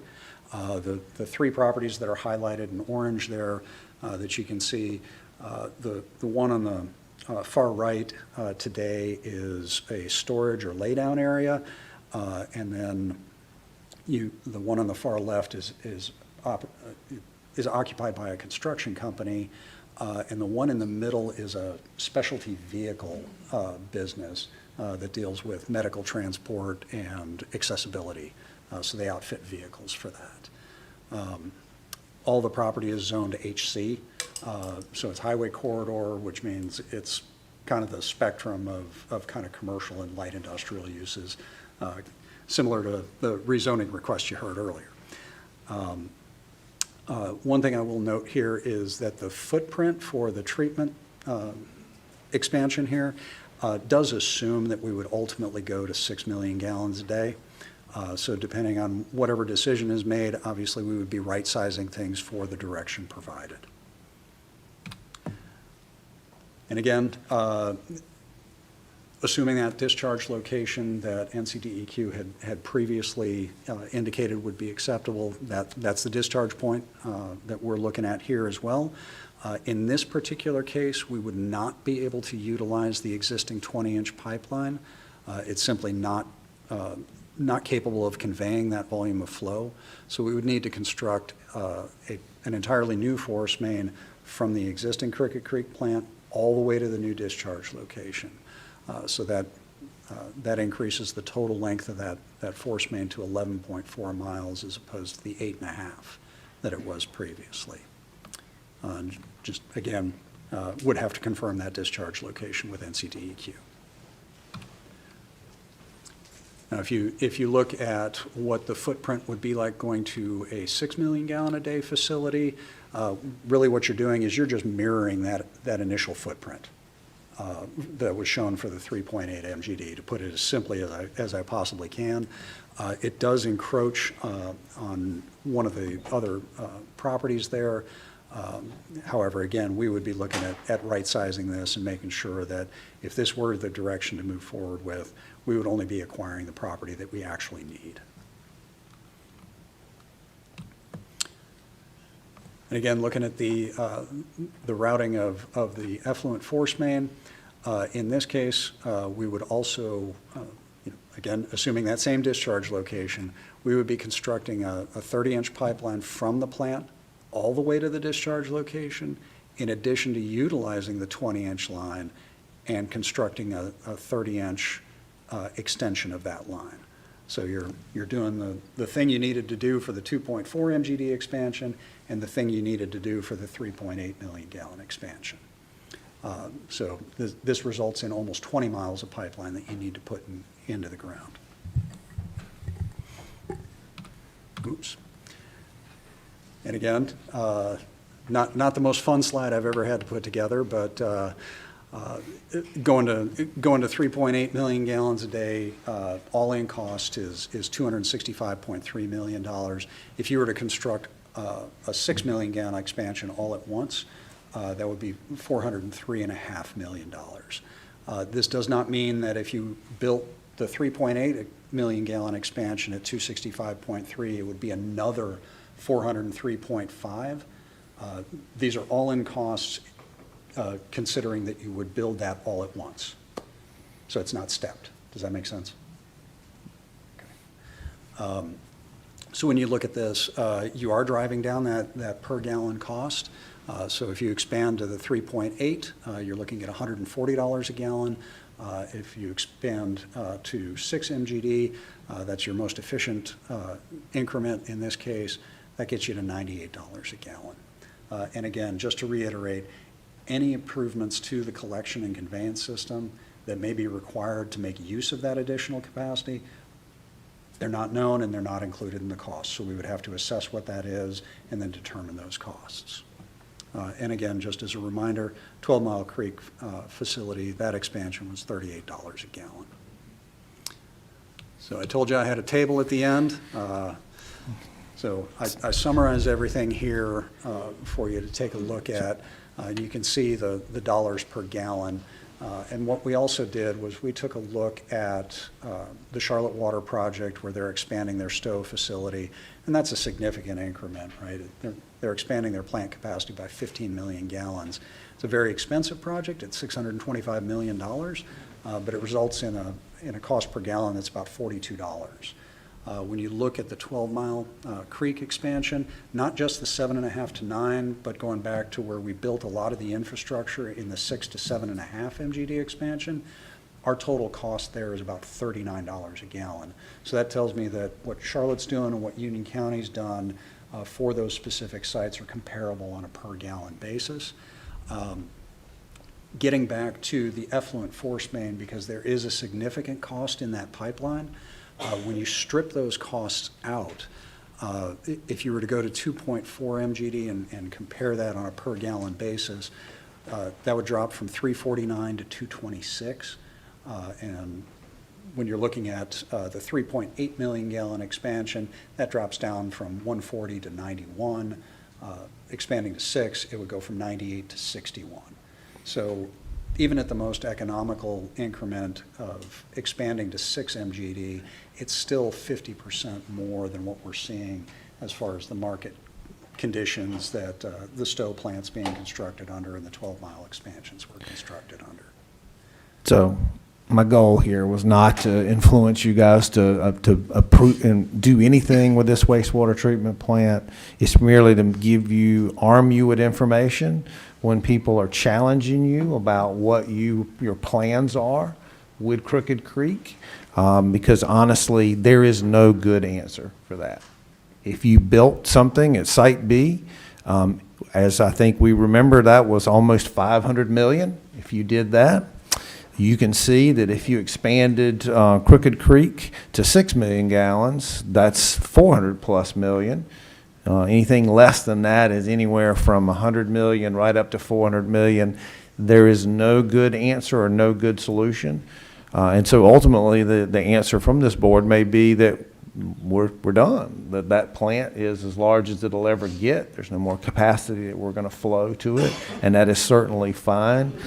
But I want you armed with information when people come to you, because they will, and when we have to say no, because there will come a time when we have to turn a project down because we don't have flow, there will be someone in front of you asking you why, what the issues are, what are you faced with. If you have any questions for us, please don't hesitate. Again, this is just meant to educate you and give you information so that you're prepared when folks start having questions. Thank you very much. All right. So, Mr. Merrill? Sorry. Commissioner Helms, one of the things that I would like to comment with the county manager's comments, a lot of people do have questions about that expansion and, what happened to Site B, and then the community was not supportive of using the Site A. And all of this happened with prior boards. But what the community doesn't realize, and you touched on it earlier tonight, you know, we were told 3 years ago that project for Site B would take, 13 to 15 years. And I'm not sure, one question, so even if we were to make a decision tonight or this year, these projects do not happen quickly. It's 8 to 10 plus years. And I think you had even suggested 13 years earlier in your presentation. Yes, when dealing As a with the rehab maximum. of the existing facility, it was, depending on how you sequence things, it was an 8 to 13-year range. So, it's just really, really important for the community to know that not only is this expansion going to, allow for the construction of a lot of new homes, new residential construction in the county, but this will take many, many years to go online. So, just wanted to reiterate and add on to what you were saying.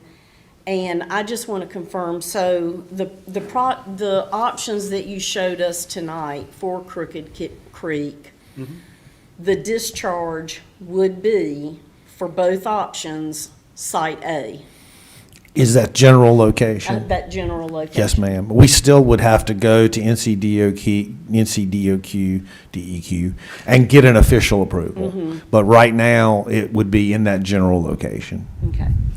And the last question I would have, I just want an update. Did we ever get an environmental study complete from Site B? I'm not sure I know what you mean by environmental So study. when DEQ came to us and said Site B, we had moved forward to get the analysis complete for Site B. And they came back to us and said that it's not a viable location for a discharge. My question tonight is, have we ever gotten, because the other component to that was an environmental study. Was that ever done, or have you received that? No, ma'am. So my understanding, make sure I'm clear, when the board was considering or looking at Site B, we were told by NCDEQ, can I say that? That a discharge, as you said, at Site B was not possible, and that we would be required to pump that discharge to closer to Site A, really essentially almost where 601 sort of crosses. They came back and said they would accept a discharge at the time near that Site A location, and therefore, if you were to build Site B, you would have to pump that effluent there. That's essentially about as far as we went with that. We didn't do any additional analysis because once the board learned of that plus the estimated cost, because I want to say my recollection is to pump that would have been $130+ million just to pump to that. And then the board was like, we don't really need to study that anymore. So I think that's the limit of where we went. Okay, that brings my memory up to speed. I think you're absolutely correct. Thank you. And I think, too, it's probably good to point out that the values that we were just talking about in regards to Site B, close to $500 million, but that was what, 2 years ago? A couple of years ago, yes. So we're probably looking at Only be more. 550-ish? 600? Probably. So, okay. Well, John, thank you. Thank you, Brian, for the Yeah, so information. Y'all did my work for me here on this slide, because the key takeaways, again, the collection system improvements aren't included. As you all are aware, we've got to go back to NCDEQ for approvals for the discharge location and permitting any expansion there. And it takes a long time to do this stuff. And in regards to the approvals there, so I know that we had some brief discussion about that location in the general area of Site A. But now that's not that's not a done deal, right? I mean, that- Absolutely not, and that was what John was pointing out, is that, number one, that was several years ago. Right. Number two, that wasn't an official permit for a discharge. That was just sort of a nod of the head, and yep, it could meet these requirements, here's some potential discharge limits, but that wasn't an official discharge permit. So we'd have to go through that whole process, and DEQ could say no. And that's what we don't know. If you said you wanted to do this today, we could actually get an answer that stream has already got an additional flow to it from other entities. Sorry, you guys can't have any discharge. So, yeah, and I think that that's fair to point out, though, that the answer to all of this may be no anyway if we don't get a discharge permit. Absolutely. So we might be looking at numbers just to look at numbers tonight because it might be a moot point. You're 100% correct. Yes, sir. All right. Thank you. Fair enough. And most importantly, I have to touch on this, so please bear with me. Chairman Helms, I think you had noted at one of the last meetings that about the Employee Service Awards that I may not have looked so excited to receive this particular T-shirt. And it couldn't be farther from the truth because, again, as Manager Matthews has said things, and they parrot what staff tell them, it makes you feel good. So apparently I say something often enough that it not only stuck in somebody's head, but it made it onto a T-shirt. So whatever you think about capital programs, the one thing you've got to remember is that with enough time and enough money, we can build anything that you want. So. That is absolutely true, John. Any questions for John? All right. Thank All you right. very much for your time. Thank you, John. Appreciate it. All right, so our next item on the agenda is item 26-246. That's the FY 2027 Capital Improvement Project Review. I'll now recognize Jason May, not Jason K., Budget and Grants Management Director, concerning this item.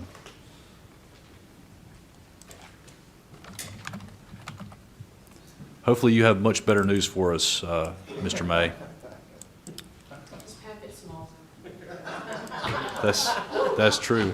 But, you know, on that note, though, I will say, I mean, there are a ton of projects going on right now.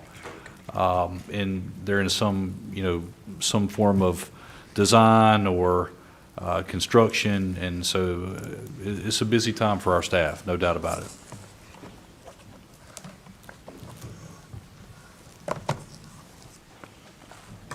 Thank you, Chairman. Distinguished members of the board, I'm going to try to get through this a little bit faster. I have 15 slides, so I'm going to try to get through this relatively quickly.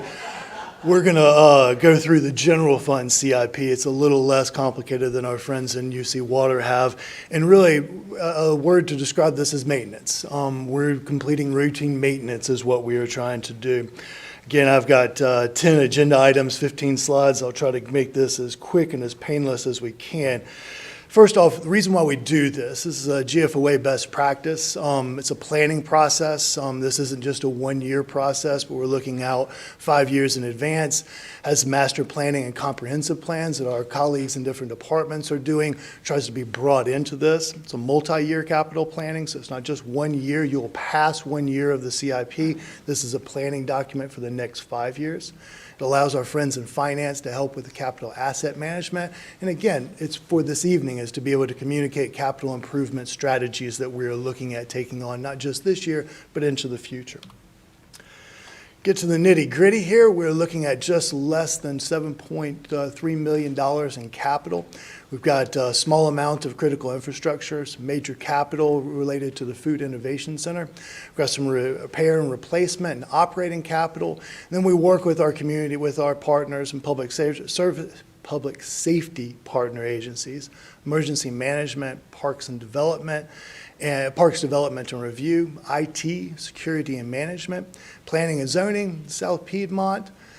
We've got our revenue sources down there at the bottom. Again, we are using some unassigned fund balance from our general fund debt, and then unallocated CIP funds that you all put in place earlier this evening.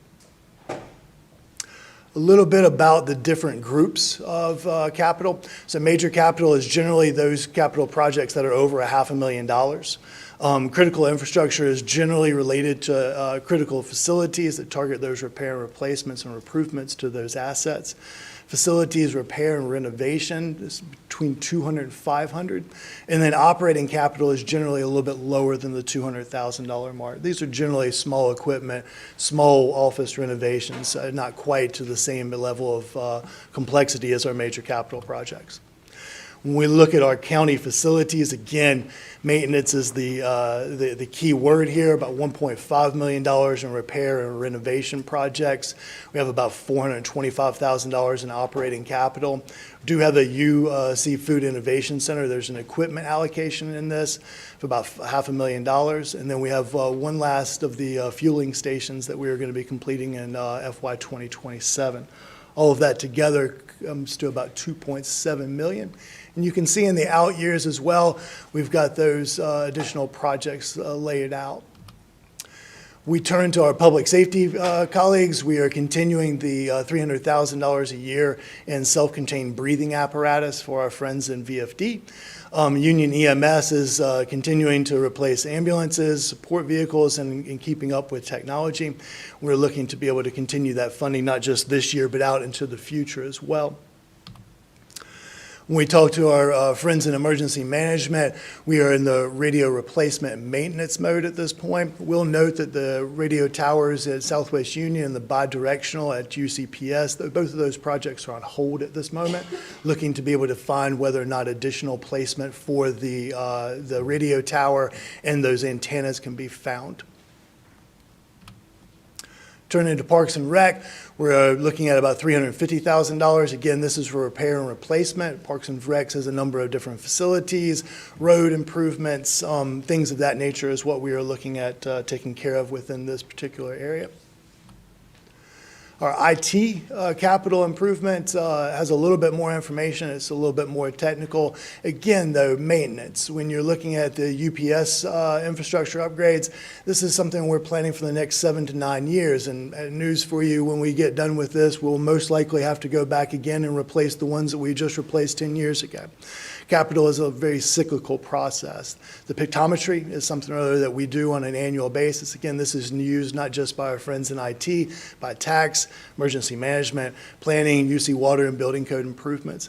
And again, the audiovisual equipment, this is a 5-year cycle. And again, not to belabor the point, but after that 5 years, we'll most likely have to come back in and replace some of that again, because these are IT and audiovisual generally has a lifespan of maybe 5 to 7 years. Think about your last time you bought a laptop. It's generally out of date within about 5 to 7 years.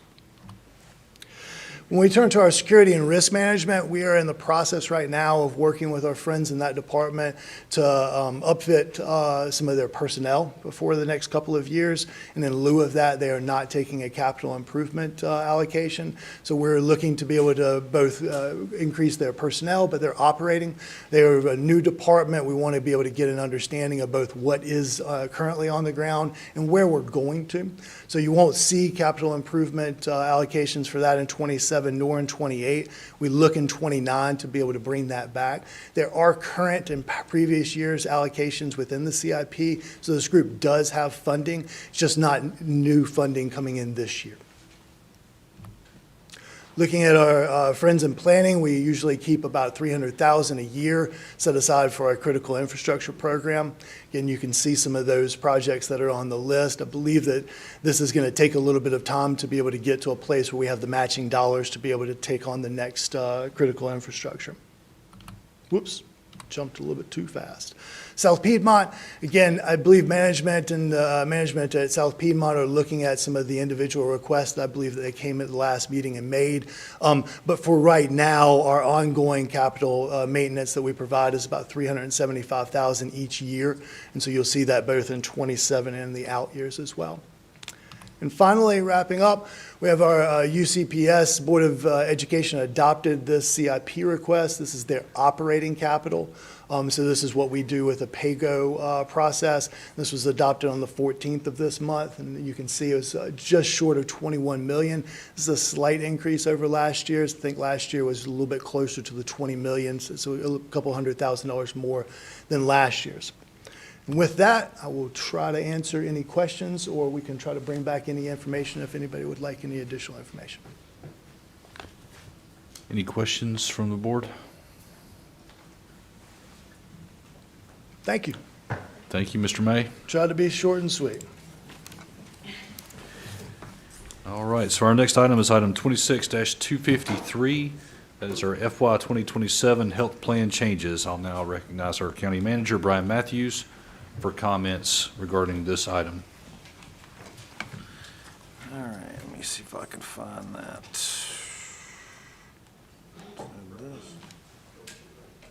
Which, this one over here? Oh, I see it.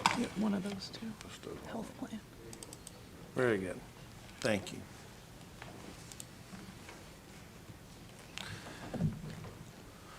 From beginning.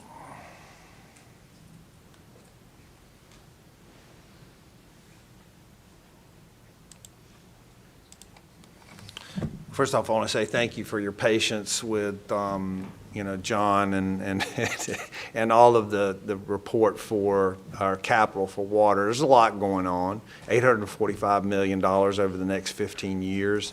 We think it's important to kind of keep you up to date on that.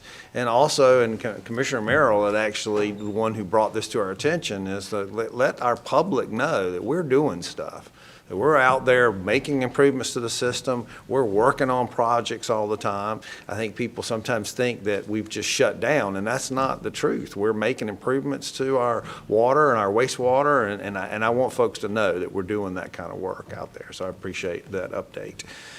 One of the things I also wanted to do, and I'm not going to take a lot of your time, but we are going to have some health plan changes for this upcoming fiscal year. And I know that those changes are significant, and employees are going to be faced with some choices and some expensive decisions that they have to make when selecting a plan and selecting options. And I just wanted to give an update to the board and sort of go over sort of some of the things that we're dealing with. So, first off, I want to go to this slide because I want to talk about really what's happening, what's driving the changes that we have as far as our health plan. Union County is self-insured. What that means is we don't have an insurance company that we pay premiums to. We pay all the claims. We have an administrator who administrates our plans, but we pay 100% of the claims that come in. Sometimes those claims are within budget, and we're fine. We don't have any issues. That's not the case this year, and there are a number of reasons driving that.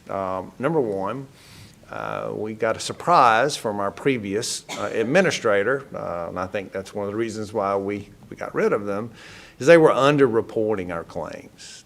We were unaware of some claims we should have been paying, and they were withholding or not withholding. They were slow to actually process other claims. So by the time we got in and figured out what was going on, we were $5 or $6 million in the hole for claims that we did not budget for and did not know that we had to actually pay. To put that into perspective, $6 million is 1 penny on your tax rate. That is significant.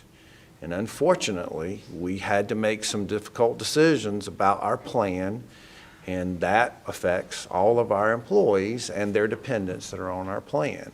So as I said, we're facing a shortfall between $5 and $7 million. That has nothing to do with what we changed the plan from previously. We would be 10 or more $1 million behind had we not changed the plan that we have. So it really had nothing to do with the change in the plans and the change in that structure. It really has to do with healthcare costs. Our costs are going up in this country, gas, utilities, groceries. Healthcare is no different. And also, a big driver of that is we have an increase in chronic health conditions with our employees and an aging employee population. We want our staff to use our health care, but unfortunately, that comes with a price, and it's gotten extremely expensive. We have a number of claims that are hundreds of thousands of dollars, some over $1 million for just one individual. To again put this in perspective, 20% of our employees and their dependents make up 80% of our actual health care costs. That is pretty typical in the world of health insurance. The healthier individuals generally subsidize the individuals who are less healthy. But unfortunately, with rising health care costs and the fact that we are having such large claims, we've had to make some adjustments to our to way we collect funds and way we cover our health care costs. So what are we doing? I want to go back up to this one. So what's changing? We are going to, number one, have two different plans, a core plan. When we say core plan, that means that the cost for that plan are somewhat similar to what they were under our previous plan, not the same benefits, costs. They went up slightly, so you'll see core plan employee costs went up to $40, $6, employee spouse, some changes, but not drastic changes when it comes to the plan. That plan, however, does have significant changes for your out-of-pocket expenses. Those deductibles and out-of-pocket expenses are higher in that core plan. The buy-up plan is more similar to the current insurance plan that we have. There is an increase in your deductibles. Did go up from $250 and $500 to $400 and $800. But that plan as a whole is similar to the plan that we currently have. However, you see a significant increase on the premiums that the employee would have to pay for themselves, as well as their children, their spouse, their family, significant. What we did add this year are copays. Now, copays are a way to help employees predict their costs. So when you go to the doctor for a traditional doctor's visit, you pay that copay. If there is some treatment that you have to have beyond that, then there may be some additional costs. But if you go to I'll give you an example, you go to the doctor because you stepped on a rusty nail and you want a tetanus shot, you're going to pay the copay. That's what you'll pay. If you go to the doctor and he sends you for some lab results, you're going to pay those lab results as well as the copay because that's a treatment and you've got to cover those additional costs. That was a way to help sort of offset some of the costs that the employees are going to see. Copays do not go towards your deductible. They only go to your total out-of-pocket costs. So anyway, that's a change. What's not changed? I'm sorry, let me talk about another change. I don't want to miss one, is we are having to discontinue coverage for GLP-1s with the exception of that is directly for diabetes treatment. The fact is that cost it's just not sustainable. We were spending several $1 million covering that cost, and that's just, we cannot sustain that, unfortunately. That is not untypical or of the nation. A lot of companies and a lot of jurisdictions are not covering that drug or those drugs. So unfortunately, I know that is difficult for many of our employees. That can certainly affect them with their health as well as their lifestyle. We are certainly looking for avenues or ways that we can help assist them where we can, but that was just a decision we had to make to help reduce some of our costs.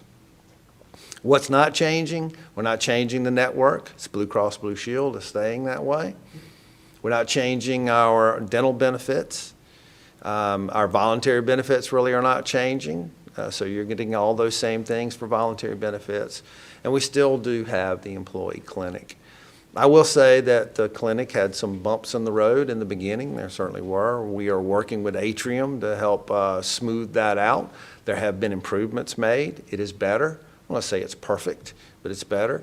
And we're always looking for ways to improve that and what can we do to improve that.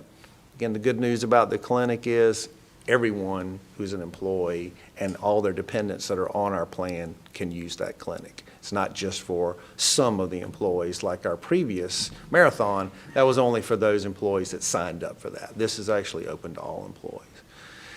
So those are things that are changing. We're currently in our open enrollment, May 1 through May 29, so employees will have to make decisions on, which plans they want to go with, how they want to handle their flex spending accounts, with whether they want any voluntary benefits or anything that we may have. I did want to just, point out, and this is in your packets, if you try to compare where we are to other jurisdictions, with the plans that we are providing for employees, we're pretty comparable to other jurisdictions. When you look at the deductibles, when you look at the co-pays, they're in some cases, we're actually better than they are. Now, if you look at the out-of-pocket expenses, in some cases, we're higher than they are. In some cases, we're lower. Really depends on the jurisdiction and what you're facing. What we tried to accomplish here is we were not trying to make the employees pay for all $6 million of that deficit out of premiums. We had to look for sort of a hybrid approach. So we're collecting a portion of this from premiums. We're making up for a portion of that $6 million deficit in premiums.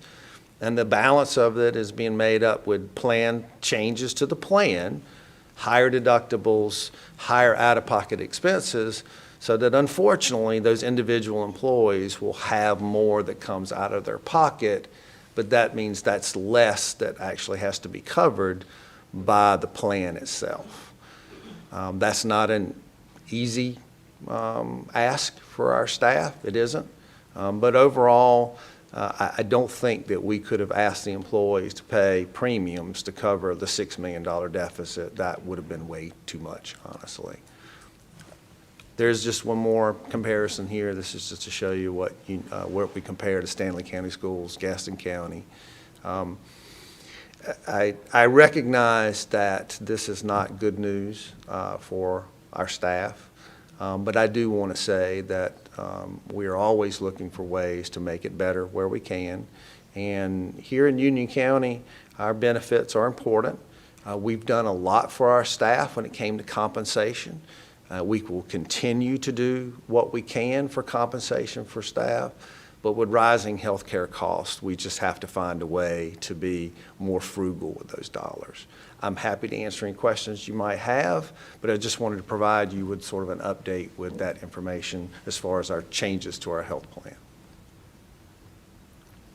Any questions for our county manager? Commissioner Merrill. So this last screen that you provided is very fascinating, comparing the Union County, the new rates for the two options that employees have to Stanley County Schools and Gaston County.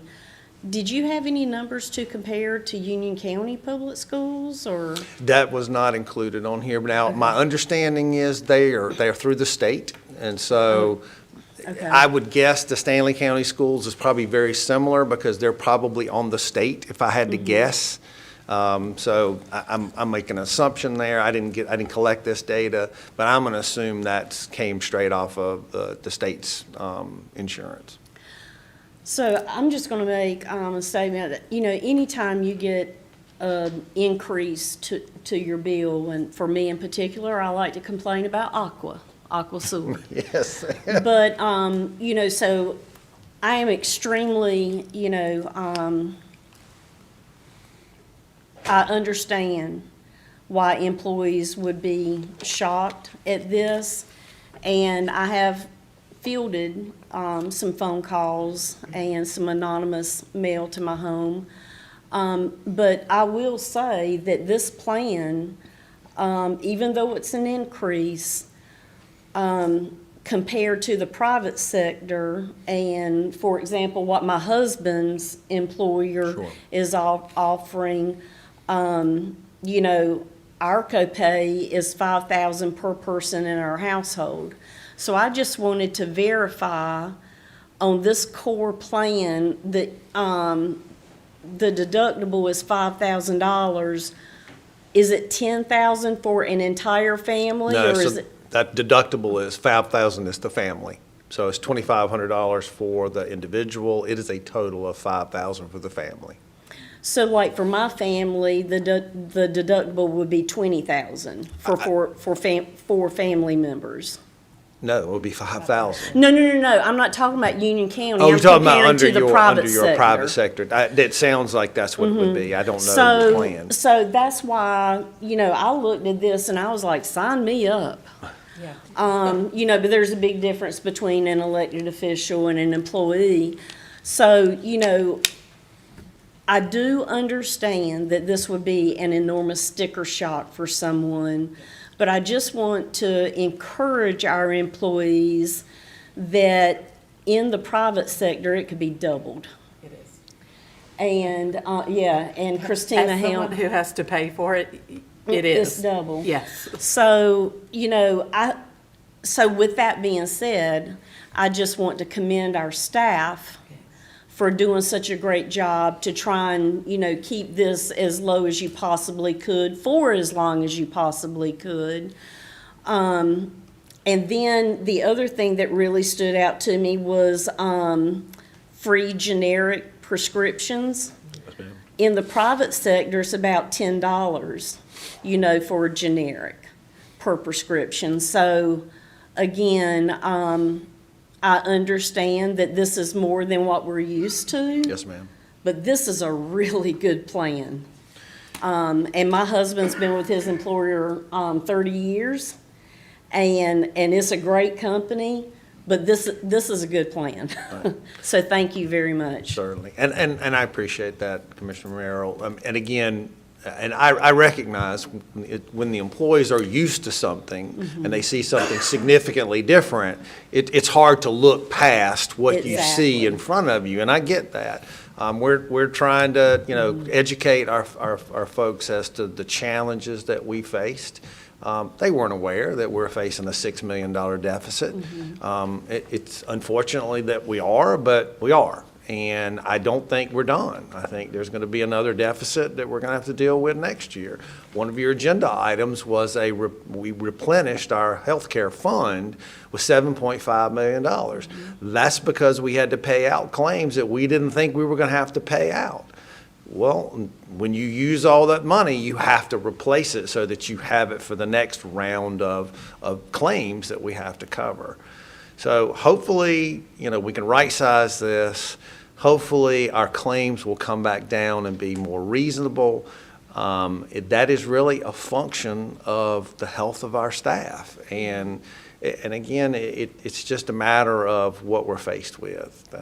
There's a lot more, I think, cancer diagnoses. There's a lot more treatments out there that are available, and that's great, but they're expensive. And when they're expensive, then we have to pay for them. So I will also say that, given what we know is going on in the private sector, if you worked outside of a government function, where the taxpayers are helping to subsidize, this wonderful plan, I think we need to really have, exercise gratitude and be thoughtful of the families that are getting those diagnoses, that, our team, Union County, is supporting those families who got really, really bad news. absolutely. And like you said, this is a self-funded insurance plan, and, sometimes the grass isn't always greener on the other side. So we need to, count our blessings when we can, and we need to pray for the families that got those diagnoses. Yes, ma'am. Thank you. Any other questions or comments? Look, I'll just say this. I've been with the company that I'm currently employed with for almost 30 years, and I remember the days when insurance was free. Yes. Those days were a long time ago, again, I'm not going to make light of what we're facing here. That's not my intention. But what I will say is that insurance costs have skyrocketed everywhere. So So it's not just a Union County issue. It's an issue for all of us, whether you're employed with Union County or if you're in the private sector. Insurance is expensive, and those benefits are sometimes costly. So thank you for the update. Any other, okay, no other questions. Okay, so the next item on our agenda is item 26-238, appointment to the Consolidated Human Services Board. There are 11 vacancies on this board, one of which is the other person role. After the Consolidated Human Services Board considered applicants for the other person vacancy and voted to recommend individuals for appointment, we received 3 applications for appointment to the one vacant other person role. Is there a motion for nomination for this position? Chairman Helms, I'd like to make a motion that we appoint Ben Mount as the appointee to the Health Service Board, Human Service Board, pardon me. Thank you, Madam Vice Chair. So we have a motion to appoint Ben Mount to the other person role. Any discussion on that motion? All right, all those in favor of the motion say aye. All right. Okay, so the next item of business is item 26-245, and that is appointment of Union County Board of Commissioners representative to the vacant position on the Monroe Union County Economic Development Commission Board of Directors. Commissioner Sy's resignation and unfortunate passing has left an opening there. So we need to appoint a new representative for that position on the Board of Directors. Is there a motion or nomination?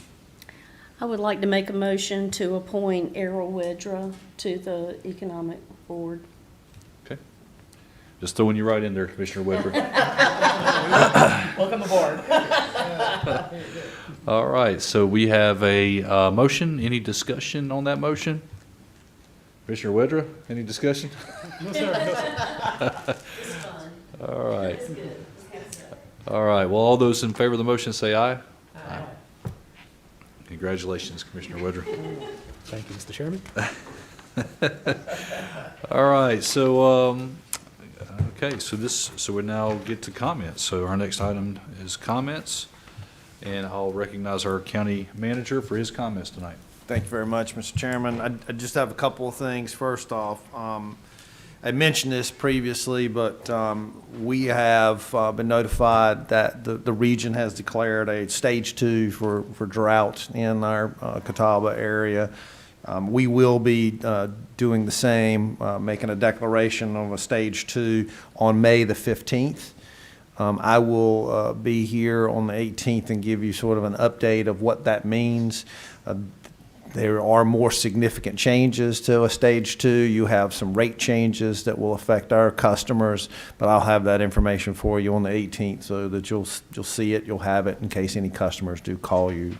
But I just wanted to make you aware of that. And then also, I did want to point out that, you know, one of our speakers earlier mentioned about the homestead rules. That is not dictated by the county. That is actually a state function. I certainly understand and appreciate that.